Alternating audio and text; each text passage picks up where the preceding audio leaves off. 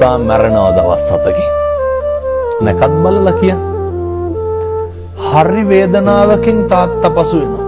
පුතා මැරෙනවා කියපුවම මොන තාත්තටද දුක නැත්? දුවගෙන යනවා බුදුහාමුදුරුවෝ හම්බෙන්න ජේතවනාරාමයට. ගිහින් බුදුහාමුදුරුවන්ට විස්තරය කියනවා.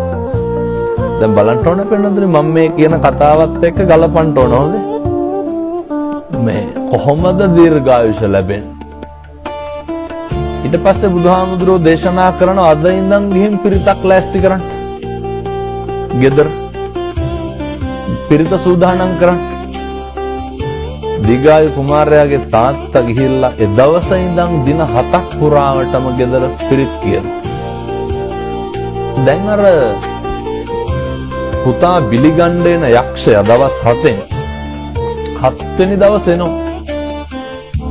7 වෙනි දවසේ ගෙදර පිරිතට කවුද වඩින්නේ? බුදුහාමුදුරුවෝ වඩිනවා. පින්නතුනි තථාගතයන් වහන්සේ වඩිනකොට සතර වරන් දෙවිවරු නිරන්තරයෙන් මෙතන ආරක්ෂා කරනවා.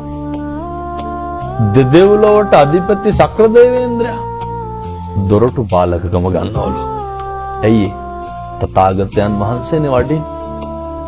යක්ෂයාට එන්න පුළුවන්ද? එන්න බෑ. තථාගතයන් වහන්සේ පිරිත් දේශනාව ඉවරලා කරලා කියනවා.